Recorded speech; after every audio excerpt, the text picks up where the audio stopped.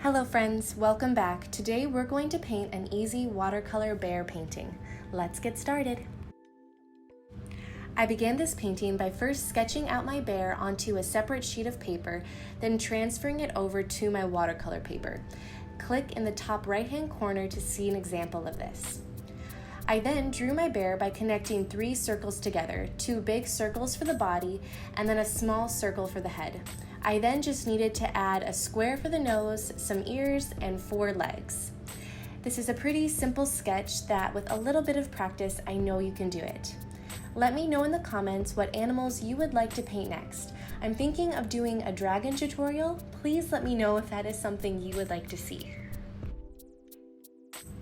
Now that our sketch is on our watercolor paper, we can begin applying our paint. I used a thick wash of brown and black paint to my bear. If you want a smoother look for your bear, use 2 different tones of brown, like a light and a dark.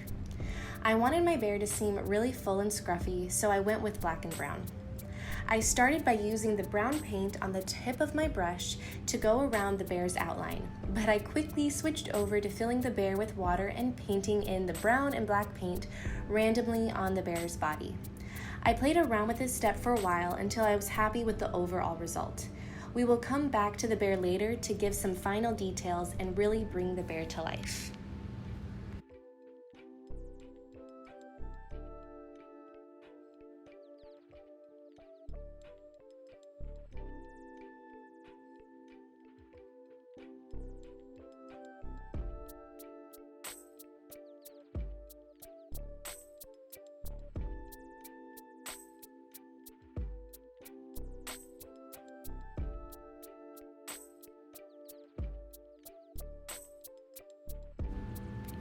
For the next step, I quickly painted in a blue-gray sky.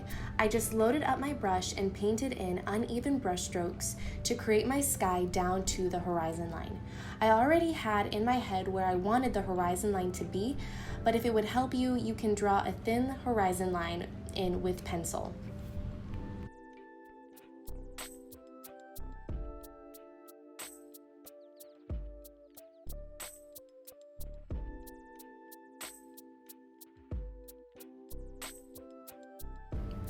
After I waited for everything to dry, I painted in some mountains over the bottom half of my sky. I used the dry brush technique to paint in these mountains. The dry brush technique is taking a little bit of paint on my brush, then brushing most of it away on a piece of paper towel, then using the belly of my brush to scratch in the paint over the texture of my cold press watercolor paper to create the texture of the mountains and make them look more realistic. While my mountains dried, I went down to the bottom of the painting and began tapping in small dots with the very tip of my small brush to create little clusters of flowers. I started with a bright yellow color, then I switched to a purple paint color to create these flowers. You will want all of your flower clusters to be underneath the bear's head, so we can paint in a lake up over that section later on.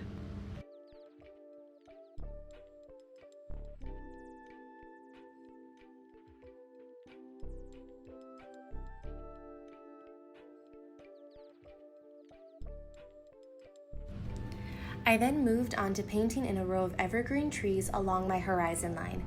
I used a medium green color to paint these trees. I tapped the shape in using the tip of my brush, and I did my best to keep my pattern random by varying the size and the shape of the trees. As I painted my trees, I took clean water on my brush and I would blend out the bottom of my trees into the white paper. This will create a smooth transition into where our lake is going to be.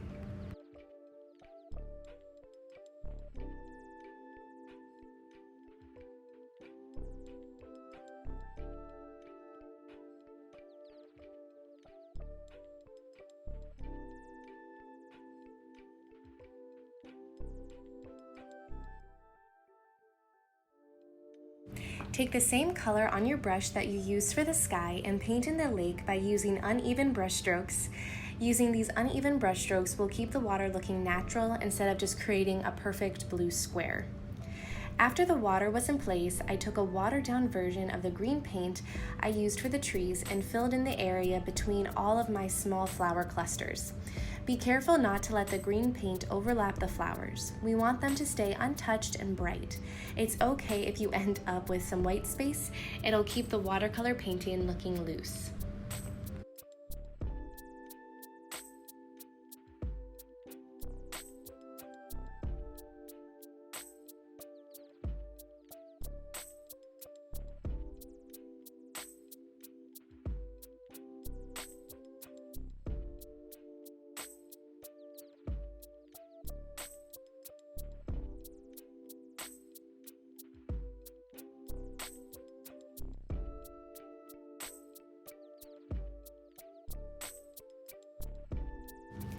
Once my field was dry, I went back over it with the same green paint and added thin brush strokes using the tip of my brush to create some grass blades.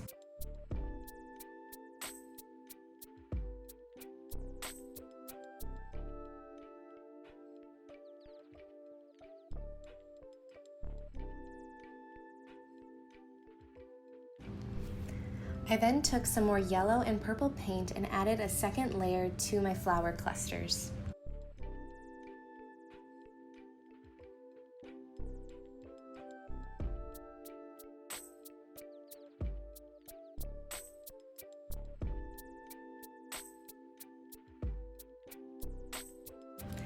Lastly, I added a second layer of paint to my bear. Then, after he was completely dry, I finished him off by using my black ink pen to add some finer details like his eyes, nose, mouth, and some furry sections.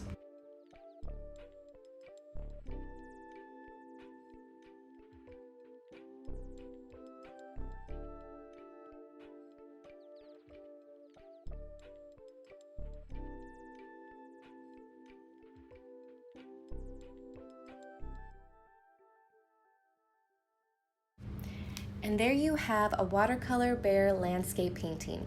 This painting will be for sale over on my Etsy shop. I'll have a link in the description box below if you'd like to check that out. Thanks so much for following along. Here are a few more watercolor tutorials you may also like.